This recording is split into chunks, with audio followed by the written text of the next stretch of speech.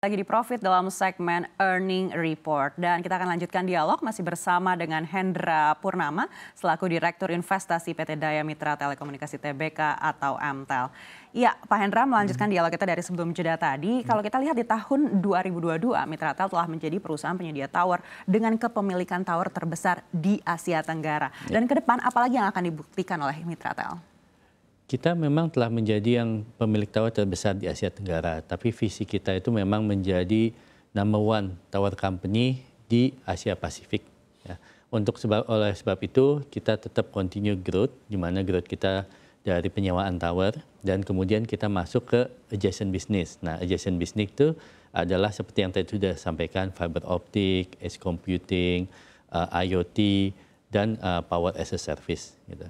Baik, apa tantangan terbesar untuk bisa masuk ke Asia Pasifik ini? Nah, untuk setiap negara memang ada keunikan tersendiri ya. Nah, kita ngelihatnya di beberapa negara kita ngelihat opportunity karena di situ perkembangan telekomunikasi, media dan teknologi itu belum setinggi Indonesia. Nah, oleh sebab itu kita melihat opportunity di mana kita bisa bring kontribusi dari knowledge kita ke sana. Nah, kita juga cukup selektif karena biasanya kalau market di luar Indonesia itu dari sisi makroekonomi sedikit berbeda.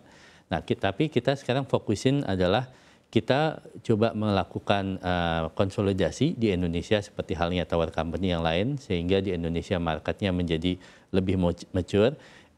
Saat bersamaan kita juga mulai explore lah di luar negeri. Baik, negara apa yang menjadi kompetitor terbesar Mitratel di Asia Pasifik? Salah satu yang paling advance di Asia Pasifik adalah mungkin di Singapura. Tapi kemudian di negara lain seperti halnya Malaysia itu juga sudah cukup mature. Tapi negara-negara lain seperti halnya Filipina, Vietnam, atau even Thailand, saya menilainya bahwa kita masih lebih maju dibandingkan mereka. So, jadi di tempat area-area tersebut kelihatannya ada opportunity mungkin yang bisa kita kontribusi di sana.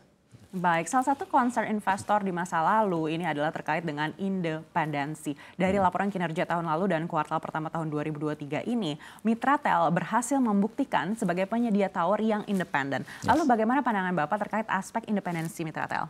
Betul. Sekitar 45% dari revenue kita itu memang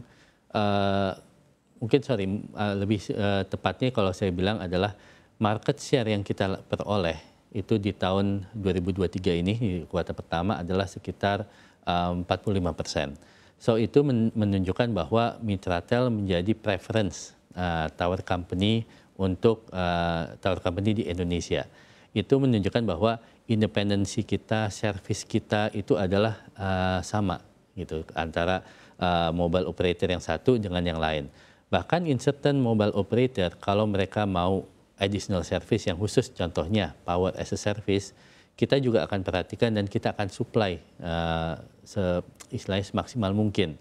Itu pentingnya independensi karena seperti yang saya bilang bahwa sharing infrastructure itu jauh lebih efisien. So, jadi dibandingkan cuma dipakai oleh satu institusi, kalau ini bisa di-share dengan yang lain, itu lebih baik, nggak cuma buat company-nya, tapi juga buat industri. Baik, dan MTEL juga menyiapkan 7 triliun rupiah untuk belanja modal di sepanjang tahun 2023. Berapa persen yang sudah terrealisasi hingga di bulan Mei ini dan fokusnya untuk apa saja? Sebenarnya yang sudah digunakan itu sekitar 33%. Dan untuk pembagiannya kita memperkirakan sekitar 2,8 triliun itu untuk keperluan akuisisi ya, atau inorganik, sisanya itu untuk keperluan organik. Nah, kenapa organik cukup besar? Karena kita juga memfokuskan ke kolokasi di mana perkuatan dari tower itu dibutuhkan dan kita juga melakukan adjacent produk baru seperti halnya fiber optic dan power as a service.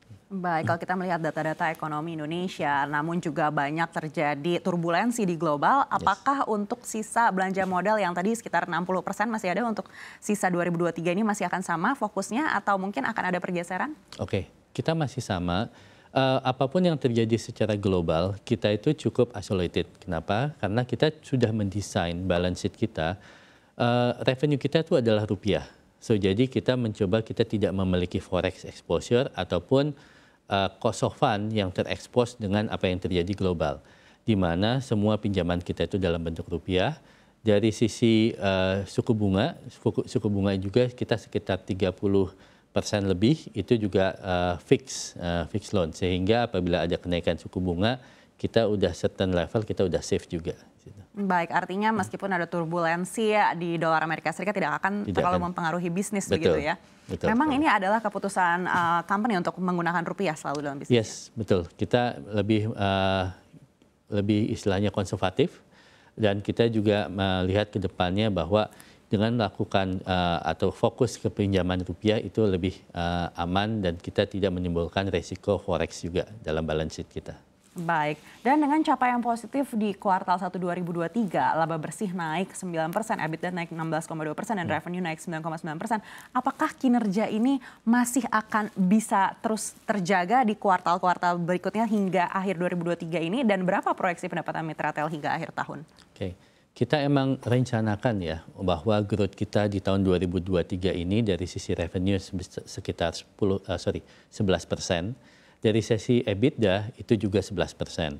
Nah, untuk mendapatkan atau revenue yang segitu tinggi, karena industri itu biasanya cuma sekitar 5 atau 6%. So, jadi kita double lah dibandingin industri growth. Nah, itu kita merencanakan untuk mendapatkan sekitar 4.000 tambahan tenan baru. Itu dari build to suit ataupun dari kolokasi. Di samping itu, kita juga merencanakan untuk mendapatkan sekitar 1.500 tenan baru dari M&A atau akuisisi. Dan untuk produk yang baru, yaitu Fiber as a Service, which is itu kita rencanakan sekitar 200 miliar untuk di tahun 2023 ini. Sorry, yang tadi Power as a Service is a new product. Dan untuk produk itu kita strateginya adalah membundle dengan kolokasi, sehingga yang tadinya kolokasi itu hanya menyewakan tempat, sekarang kita menyewakan atau memberikan solusi yang lebih, yaitu tempat dan juga energinya. Mungkin itu. Baik, kalau kita lihat di kuartal 1 ini pencapaiannya cukup baik, apakah justru ada perubahan target untuk di kuartal-kuartal berikutnya menjadi lebih tinggi? Oke. Kalau di tahun lalu kita ya melakukan penyesuaian dengan target yang lebih tinggi ya di akhir semester pertama. Kita akan terus melihat gitu sampai nanti akhir di semester ini. Apabila emang kita lihat bahwa pencapaian teman-teman itu cukup bagus, kita melakukan penyesuaian, nanti akan kita announce-kan kemudian. Baik, artinya sejauh ini masih belum ada perubahan target? Masih belum ada perubahan, betul. Baik, dan di kuartal 2, 3, dan 4 ini, kuartal mana yang mungkin menjadi kuartal yang paling diharapkan oleh Mitratel? Sebenarnya kalau dari sisi bisnis, ada hari-hari tertentu ya yang menjadi fokus area dari para tenant kita atau customer kita. Contohnya kemarin di Hari Raya. Sebelum Hari Raya mereka pengen semua infrastruktur itu, semua order itu sudah disiapkan. Sehingga pas Hari Raya bisa digunakan sebaik-baiknya oleh masyarakat. Nah, kalau kita ngelihat di semester kedua itu adalah Natal dan Tahun Baru, di mana mobilisasi terjadi dan penggunaan dari mobile operator juga lebih meningkat. Sebelum itu biasanya kita bekerja sama dengan para customer untuk make sure order mereka sudah terdeliver dan order yang sudah ada itu juga berada dari tingkat efisiensi yang terbaik. Gitu. Baik, di sepanjang tahun 2023 ini sebelum menuju ke momen yang paling diharapkan yaitu Natal dan Tahun Baru, apa yang menjadi tantangan terbesar Mitratel? Nah, kita terus membangun fiber optik ya. So, jadi fiber optik dan power as a service. Ada beberapa challenge gimana kalau untuk roll out dari fiber optik itu kan artinya kita harus menarik kabel. Dan itu juga menjadi salah satu challenge karena kita harus proper ya mendapatkan izin yang diperlukan, konstruksinya juga harus proper dan lain-lain. Nah, power as a service sekarang itu ada sedikit keterbatasan dari suplai baterai. Dan baterai itu kita tidak bisa istilahnya sembarang ya, kita melihat kualitas yang nomor 1. Nah, itu pun sempat terjadi beberapa delay atas karena kelangkaan baterai. Tapi ke depannya kita make sure bahwa supply atau supply yang kita miliki atau partner dan vendor kita itu sudah ready apabila ada kemungkinan peningkatan order, terutama menjelang Natal dan Tahun Baru. Baik, artinya kalau dibandingkan fiber optik dan juga power as a service ini, yang mana yang lebih challenging? Kalau saya bilang sih, terus terang power as a service itu masih baru, jadi kita masih belajar. Tapi yang kita lebih agresif itu fiber. Itu jadi challenge-nya mungkin berbeda. Yang satu lebih kepada kita cari the right strategi. Tapi yang satu ya kita udah dapat strateginya. Nah sekarang kita tinggal push the team untuk bisa mendapatkan order yang sebanyak-banyaknya. Baik, menarik kalau bicara soal fiber optik. Tadi Bapak sedikit sampaikan ada beberapa tahapan yang mungkin harus dilakukan mulai dari perizinan, lalu juga ada masalah infrastrukturnya juga. Yang mana nih yang menjadi kendala paling besar dari Mitratel? Kalau dari kita, karena kita itu selalu bekerja sama dengan grup ya. Kalau kita roll out suatu skenario atau satu loop dari fiber optik, itu kita make sure bahwa kita tidak melakukan over investasi. Nah, artinya investasi yang sudah dilakukan oleh Telkom, seperti contohnya tiang-tiang yang sudah ada, itu kita utilize sebanyak mungkin. Sehingga keperluan atau mendapatkan izin khusus atau istilahnya itu pembangunan dari pool-pool itu sudah bisa diminimize. Nah, cuman untuk pembangunan area yang istilahnya masih belum ada, nah itu mungkin challenge-nya di situ. Karena pembangunan suatu tiang-tiang itu juga kita harus pastikan bahwa fasilitas publik tidak terganggu dan juga istilahnya kan pemilik lahan, tetangga segala macam itu tidak terganggu dengan adanya tiang-tiang tersebut.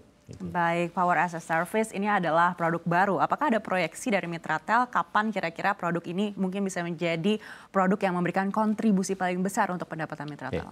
Kita ngelihatnya ini produk as a service itu baru ya di tahun ini. Cuman ke depannya ini menjadi isemas gitu. Jadi kalau kita lihat sekarang mobile operator tidak aja mereka memiliki wireless, tapi juga fixed wireless juga mereka sudah area di sana. Contohnya adalah dari Telkomsel rencana merger dengan IndiHome.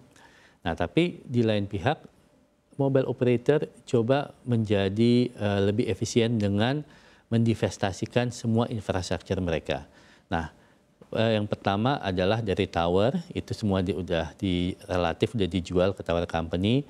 Fiber optik dulunya juga mereka punya, sekarang juga mereka daripada membangun baru, mereka lebih prefer untuk kerjasama dengan kita dan dilakukan sharing. Nah, berikutnya adalah power. Kedepannya power as a service akan selalu dibutuhkan, dan karena ini adalah suatu industri yang baru, ini kita sekarang lagi mencari structure atau skenario yang ideal lah, yang cocok gitu. Baik, yang juga menarik mungkin untuk kita bahas ini adalah 2024 kita akan memasuki tahun politik. Seperti apa ini akan mempengaruhi bisnis dari Mitratel? Kalau terus terang kalau dari kita nggak secara langsung ya. Ini akan langsung impact mungkin ke mobile operator di mana peningkatan traffic akan lebih meningkat. Nah, dari sisi kita harus make sure menjamin bahwa traffic tersebut lancar. Jangan sampai pada saat orang lagi seru-serunya downstream, lagi pengen tahu perkembangan politik, tiba-tiba disconnected. Either karena itu listriknya tidak ada atau karena fiber optiknya terputus. Gitu. Baik, apakah ada persiapan khusus menuju ke 2024? Tidak ada, karena kita sudah melakukan istilahnya memberikan service yang terbaik. Ya. Jadi dengan kata lain untuk special services itu mungkin tidak ada. Kita cuma lebih make sure aja bahwa tim kita akan selalu standby, dan apabila ada gangguan dalam hitungan menit kita sudah ada di lokasi dimanapun itu, either itu di pulau terkecil ataupun itu di dalam di tengah kota. Dalam hitungan menit kita sudah ke lokasi untuk segera mencari penyebabnya dan mensolusikannya secepat mungkin. Dalam hitungan menit, komitmen yang luar biasa sekali. Terima kasih Pak Hendra Purnama, Direktur Investasi PT Daya Mitra Telekomunikasi Tbk telah bersama kami di Profit kali ini. Terima kasih.